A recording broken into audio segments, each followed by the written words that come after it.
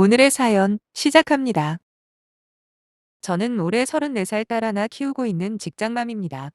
현재는 이혼한 지 어느덧 1년이 다 되어 가네요. 그동안 내 결정이 과연 올바른 것이었나, 정말 이혼이라는 선택밖에 할 수가 없었나 생각이 많았거든요. 이제는 확실하게 말할 수 있을 것 같아 마음 정리 겸 미리 사연을 써보네요. 결혼은 5년 전에 했어요.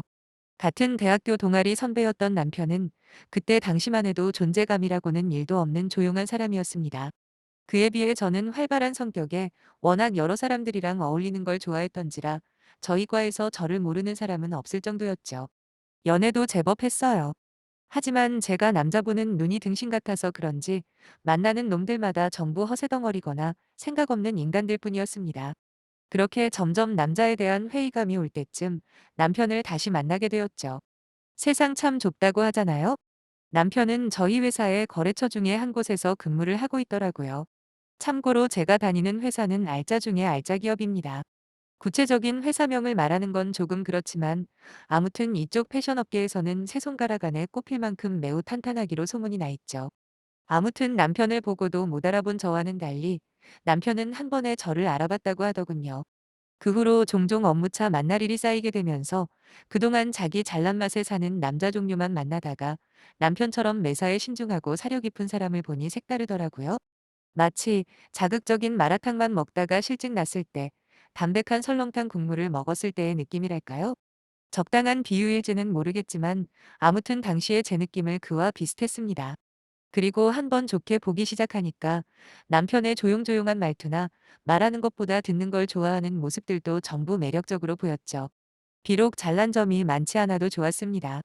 남편이 진실하고 성실한 남자라고 믿었고, 그래서 결국 짧은 연애 기간 끝에 저희는 결혼을 하게 되었죠. 참고로 원래 아이는 조금 늦게 가지려고 했었거든요. 왜냐하면 저희 회사가 연봉도 세고 커리어도 어딜 가나 인정받긴 하지만 한번 트렌드를 놓치면 다시 회복하는 게 정말 어렵습니다. 그렇다 보니 아무리 잘 나가는 선배들도 아이 낳고 육아휴직으로 어영부영 1년만 시간을 허비해도 바로 도태되는 모습을 많이 봤거든요. 그래서 최소한 팀장까지는 올라간 다음에 아이를 가지자고 남편과 합의를 한 상황이었죠. 하지만 사람 일이라는 게, 특히 아이 문제는 마음대로 안 된다는 어르신들 말이 딱 맞더군요.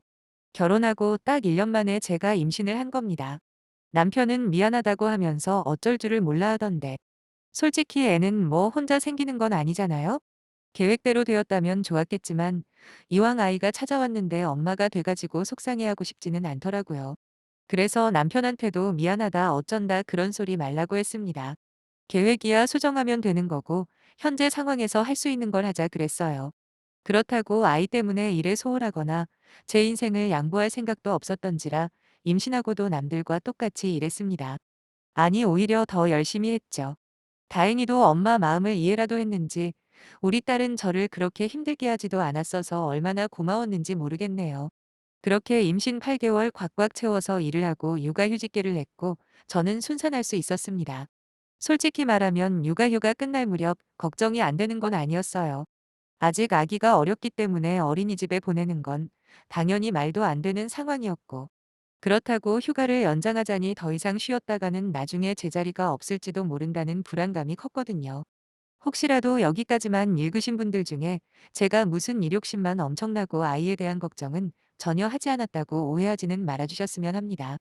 모든 엄마들의 마음이 전부 같겠지만 저 역시도 누구보다 우리 아이를 잘 키우는 게 첫 번째 목표예요. 어떻게 보면 두 마리 토끼를 다 잡으려는 건 욕심일 수도 있어요. 하지만 제 능력이 닿는 한 두 마리, 아니 세 마리 네 마리 토끼라도 잡을 수 있으면 잡고 싶었습니다. 하루는 친정엄마와 통화를 하다 이런 제 마음을 털어놓은 적이 있어요. 당시에 한참 복직 준비에 열중하면서 베이비시터를 구하고 있었거든요. 한 번도 친정엄마나 시어머니의 도움을 바란 적 없습니다. 지금까지 자식 다 키워준 것도 감사한데 이제는 그 자식의 자식까지 키워달라는 건 욕심이잖아요. 안 그래요?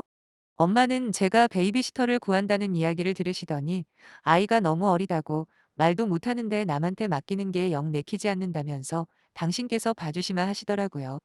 저는 강하게 거절을 했어요. 괜히 황혼유아 하실 생각 말고 아빠랑 즐기며 사시라고요. 참고로 저희 부모님은 모아둔 재산도 있으시고 노후 준비도 착실하게 되어 있으십니다. 돈 걱정할 일도 없고 두 분이서 여기저기 재미나게 시간 보내시는 게 너무 보기 좋았던 터라 괜히 손녀 봐준다는 이유로 또다시 힘들게 하고 싶지가 않았어요. 그래서 조금 비싸더라도 그냥 베이비시터 고용하는 게 맞는 것 같다고 내 직장이랑 돈 둘 다 챙길 생각은 없다고 그랬죠. 평소 같으면 제가 이렇게 가지 말하면 엄마도 고집을 부리시지 않거든요. 그런데 이번에는 당신이 손녀를 봐주신다는 고집을 꺾지를 않으시더라고요. 일주일을 저한테 전화를 하셨습니다. 하루에도 10통이나 넘게 말이죠. 그러면서 엄마는 괜찮다고 할 수 있으니 하겠다는 거 아니겠냐 얼마나 저를 설득하시던지요. 엄마가 저렇게까지 말씀하시는데 막말로 세상에서 할머니보다 우리 딸을 잘 봐줄 사람이 또 있을 리가 없잖아요. 거기다 당시에 베이비시터 면접을 여러 명 보고 있었는데 진짜로 마땅한 사람이 없더라고요. 제가 까다로운 건지 아니면 별로인 분들만 면접을 보신 건지는 모르겠지만 딱히 마음에 드는 분이 없었어요. 무조건 자신의 육아 방법이 맞는 거니까 트집 잡지 말라고 처음부터 엄포를 놓는 사람, 애는 계획적으로 봐야 하기 때문에 먹고 자는 시간은 철저하게 지킬 거라면서 아이가 울고 그래도 마음 아파하지 말라는 사람, 거기다 면접 시작하고 1분도 안 돼서 페이를 좀 올려달라는 사람까지 정말 시터를 드리는 게 보통 일이 아니라는 걸 그때 깨달았습니다. 출근 날짜는 점점 다가오는데 그렇다고 아무한테나 내 아이를 맡길 수는 없잖아요. 할 수 없이 저는 엄마의 말에 따를 수밖에 없었네요. 엄마는 잘 생각했다며 자식들도 다 출가하고 재미가 없었는데 당신께서 아이를 워낙 좋아하는 거 잘 알지 않냐고 거기다 남의 집 자식도 아니고 우리 첫손주를 돌보는 게 너무 기대된다고까지 하시더라고요. 거기다 나중에 더 늙으면 봐주고 싶어도 못 봐주니까 저더러 모시기는 척 맡기라고 말씀하시는데 솔직히 마음이 너무 편해지는 게 좋긴 하더군요. 그 어떤 베이비시터가 할머니한테 비견할 수 있겠어요. 아무튼 남편에게도 엄마가 육아를 도와주신다고 했다 이야기했습니다. 남편은 진짜 다행이라면서 안 그래도 곧 있으면 제가 출근을 해야 하니 걱정이 많았다는 거예요. 어머님한테까지 부탁을 해볼까 생각 중이었는데 역시 장모님밖에 없다고 기뻐했죠. 제가 복직으로 인해 고민을 한참 하고 있을 때 어머님은 진작에 발을 빼셨어요. 여기가 아프다 저기가 아프다 하시며 엄청 어필을 하시더라고요. 마치 나는 아프니까 혹시라도 아이 맡길 생각은 접어두라는 듯이 말이죠. 말끝에 계속해서 어깨가 아파서 나중에 우리 손녀 안아줄 수나 있을까 걱정이다. 뭐 이러셨거든요. 애초에 부탁드릴 생각도 없었지만 막상 절이 나오시니 섭섭하긴 했습니다. 아무튼 그렇게 저는 정해진 스케줄대로 출근을 하게 되었고 친정집이 저희 회사 오가는 길목에 있다 보니 매일 아침 저녁으로 엄마에게 아이를 맡기고 또 데리고 오곤 했죠. 그리고 엄마에게 육아를 부탁드린 지 며칠이 지난 어느 날 남편과 지출 부분에 대해서 상의를 하고 있었어요. 우리 엄마에게 수고비로 얼마가 좋을 것 같냐고 물어봤더니 처음에 남편이 깜짝 놀라는 겁니다. 돈을 들여야 하는 거였냐면서요. 그러면서 한다는 말이 아이 맡길 때 아무 이야기도 없어서 그냥 봐주시는 줄 알았다네요. 아무리 부모 자식 간이라고 해도 애 보는 게 보통 힘든 일인가요? 물론 엄마가 돈이 부족하거나 형편이 어려운 건 아니지만 그거랑 애 봐주는 수고비 드리는 거랑은 완전 별개잖아요. 그래서 저는 당연하고 아니냐 되물었습니다. 남편은 어차피 경제권은 저한테 있을까 그냥 알아서 하라더군요. 저는 150만 원을 불렀죠. 요즘 베이비시터 한 명 고용하면 저것보다 훨씬 많은 비용이 깨지거든요. 그나마 우리 엄마니까 최대한 깎고 깎아서 책정을 한 거예요. 그런데 남편의 입에서 나온 첫마디가 너무 어이가 없었습니다. 그렇게나 많이 드려야 해? 라더군요. 치밀어 오르는 화를 참고 제가 그랬습니다.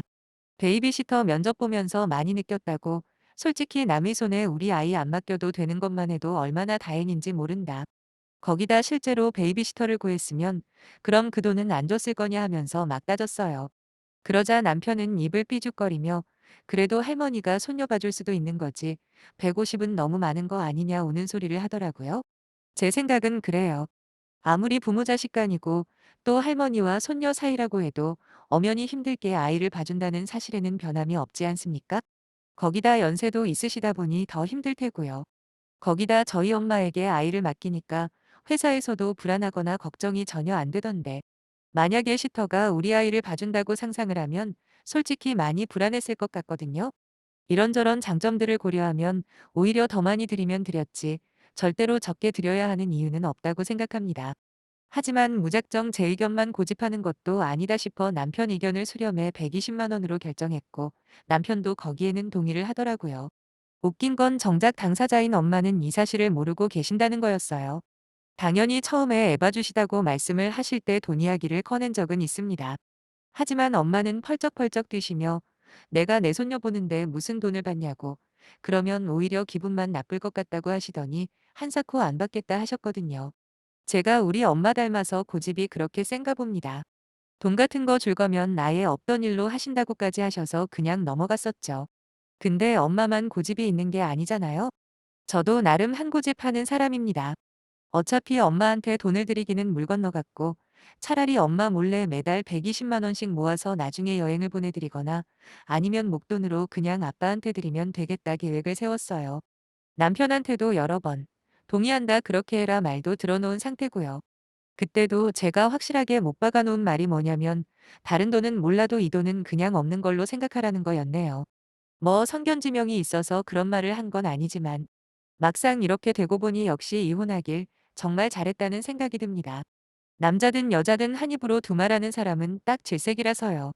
여하튼 그때부터 저는 월급날만 되면 정확하게 110만 원씩 은행에 저금을 하기 시작했고 엄마는 까맣게 모르는 일이었습니다. 생각했던 것보다 그동안 쉬었던 게 타격이 크긴 크더라고요. 저는 밀린 업무 감각을 되찾는 데 최선을 다했습니다. 엄마는 아이를 보면서 금요일 제가 퇴근하기 전까지 주말에 먹일 이유식까지 싹 만들어 주시기까지 하셨고 늘 저녁 먹고 가라며 매일같이 상을 차려놓곤 하셨어요. 그리고 어느 순간부터 자연스럽게 남편도 친정으로 퇴근을 해서 같이 저녁 먹고 집으로 가기 시작했고요. 아마도 하루는 제가 퇴근 시간이 애매해 남편한테 아이 픽업을 부탁했던 날이 있거든요. 그날 남편이 아이를 픽업하기 위해 친정에 갔다가 저녁을 얻어먹은 것 같아요. 저희 둘 다 퇴근 시간이 그리 빠른 편이 아니라 집에 와서 저녁까지 차리려면 꽤나 번거롭고 힘들었는데 아이 데리러 온 김에 저녁을 해결할 수 있으니 남편 입장에서도 얼마나 편했겠어요. 하지만 한두 번도 아니고 거의 매일을 얻어먹으려니 눈치가 보이는 겁니다. 그래서 엄마한테 저녁은 안 차려주셔도 된다고 했더니 어차피 엄마랑 아빠가 드시려고 저녁을 하는 거라며 수저만 더 놓으면 되는 걸 괜히 신경 쓰고 그러지 말라시더군요. 아이 데리고 집에 가면 7시가 훌쩍 넘을 텐데 언제 밥해서 먹고 또 치우냐. 그러니 부담 갖지 말고 먹고 가라고 하셨어요. 감사했습니다. 너무 감사했어요. 나중에 알게 된 거지만 아무래도 사위까지 와서 밥을 먹으니 확실히 반찬에 신경을 많이 쓰셨더라고요. 참고로 저희 가족은 생선을 별로 좋아하지 않는데 저희 남편은 반대로 생선구이를 제일 좋아하거든요. 딸 자식이 뭔지 사위가 뭔지 하루 걸러 생선구이가 올라오는 걸 보며 속으로 많은 생각을 하게 되었어요. 이제 당신들 두 분이서 편하게 사셔도 될 걸. 저희 세 식구 뒤치다꺼리까지 하시는 게 마음이 아파 저는 하루하루 최선을 다할 뿐이었네요. 하지만 그런 제 마음과는 달리 남편은 마치 맡겨놓은 밥을 얻어먹는 사람처럼 보였습니다. 물론 말로는 감사하다 잘 먹겠다 했지만 딱 그것뿐이었어요. 어쩔 때는 간이 짜다. 이건 좀 덜 익은 것 같다 분만까지 저한테 털어놓길래 그냥 얻어먹는 주제에 궁시렁대지 말라 했죠. 어찌저찌 시간은 흘러 저희 딸은 엄마의 노력 덕분인지 아주 건강하게 잘 자라고 있었고 저 역시도 한 단계 승진까지 하게 되었습니다. 아마도 복직하고 9개월 정도 지났을 때였을 겁니다. 하지만 저와는 반대로 남편의 회사는 재정 위기가 닥치는 바람에 사정이 많이 안 좋아졌다 하더라고요. 요즘 경기가 워낙 안 좋아져서 걱정이긴 했지만 그래도 남편 정도 스펙이면 혹시 회사를 그만두더라도 금방 다른 자리를 구할 수 있을 거라 생각해 크게 걱정은 하지 않았어요. 근데 정말로 남편이 회사를 그만두게 된 거예요. 사실 꼭 그만둘 상황은 아니었습니다. 단지 단축 근무를 해야 한다는 회사 방침에 남편은 안 그래도 월급이 쥐꼬리만 한데 근무 시간까지 줄어들면 다닐 필요가 없다고 결정을 하고 퇴사한 거죠. 여기까지는 그럴 수 있다 생각했어요. 차라리 이번 기회에 몇 달 제대로 준비해서 더 좋은 자리를 노려볼 수도 있으니까요. 하지만 남편의 생각은 저와 완전히 정반대였더라고요. 갑자기 공무원 시험을 준비한다는 게 아니겠습니까? 지금까지 쌓아온 경력과는 아무 상관없는 공무원 시험이라니요. 정말 황당했죠. 나이가 작은 것도 아니고 아이까지 있는 가장이 이제 와서 공무원 시험을 준비한다는 남편이 이해가 안 되더라고요. 그래서 만류를 했습니다. 그냥 동종업계의 다른 회사를 알아보라고요. 그랬더니 남편이 한다는 말이 자기랑 회사원이랑은 안 맞는답니다. 그러면서 공무원이 최고라며 무조건 열심히 공부를 할 테니 믿어달라는군요. 그러면 생활비는 어떻게 할 거며 공무원 시험 준비는 무슨 공짜로 하는 줄 아냐. 그것도 전부 다 돈 들어갈 투성이라는데 그 돈은 어디서 마련할 거냐 했습니다. 그러자 남편이 한다는 말이 비상금이 있지 않냐고 나중에 합격해서 갚을 테니 그 돈을 좀 쓰겠다는 거예요. 뜬금없는 비상금 타령에 다시 한번 물어봤더니 글쎄 남편이 말한 비상금이 바로 제가 우리 엄마에게 드리려고 모으고 있는 그 돈을 말한 거였더라고요. 순간 무슨 이런 미친놈이 다 있나 싶었네요.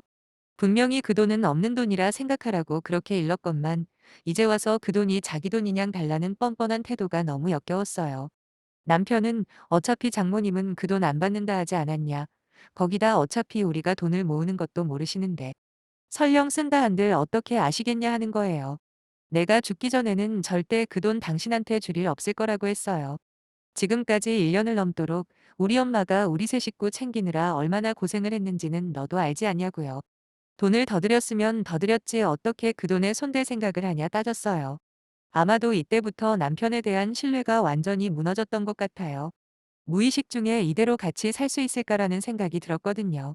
그래도 이혼이 그리 쉽게 결정할 수 있는 것도 아니고 해서 일단은 최대한 단호하게 거절 의사만 밝히고 넘어갔습니다. 남편도 더 이상 떼를 쓰지는 않더라고요. 저는 공무원 시험을 준비하던 말던 상관 안 할 테니 대신 생활비는 내라고 그리고 나머지 추가 비용은 직접 해결하라고 못 박아 버렸습니다. 남편은 잔뜩 인상을 쓰며 그대로 나가버렸고 복잡한 심정을 달래며 딸아이를 보고 있었는데 저녁 시간이 지나도 남편은 돌아오지 않더라고요. 그러든 가말든가 저는 무시하고 있었죠. 아니 글쎄 자정이 다 돼서야 들어온 남편은 이미 인사불성으로 술에 취해 있었고 다짜고짜 저한테 쌍욕을 하는 게 아니겠습니까? 그것도 큰 소리에 놀란 딸아이가 울던 말던 아무런 상관도 하지 않고 말이에요. 성질을 죽이며 제가 부탁을 했어요. 일단 애가 우니까 내일 술 깨고 이야기하자고요. 하지만 남편은 자기 마음을 몰라준다는 헛소리를 계속했고 애가 자지러듯이 울기 시작했습니다. 근데 갑자기 애한테 소리를 지르며 윽박 지르는 겁니다. 부부가 살다 보면 싸울 수도 있다고 생각해요. 거기다 이번 일은 돈 때문에 생긴 일 아닙니까? 원래 돈이라는 게 워낙 요물이라 순간적으로 남편이 이성을 잃었다고 최대한 좋게 생각할 수도 있겠죠. 하지만 자기 애한테 그러는 건 선을 넘어도 한참 넘은 거 아닌가요? 아직 말도 못하는 애가 할 수 있는 게 우는 것뿐인데 아무리 자기가 화가 났다고 하더라도 마치 애를 잡아먹을 듯이 노려보는 그놈의 눈빛을 보자마자 저는 그 자리에서 결심을 했습니다. 이혼하기로요.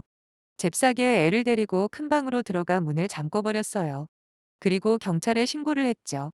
저 혼자만 있었다면 술 취한 남편 하나쯤은 당해낼 수도 있겠지만 애가 있으니 어쩔 수가 없었어요. 밖에서는 남편이 문 열라고 난리를 치고 저는 신고한 다음 문고리를 잡고 버텼습니다. 물론 이 모든 상황은 오금이 되었고요. 이내 신고받은 경찰분들이 와서 남편을 끌어내더라고요. 어떻게 해주길 원하냐 물으시길래 제가 대충이라도 짐을 쌀 시간만큼만 잡고 있으라 부탁드리곤 새벽에 바로 친정부모님께 찾아갔습니다.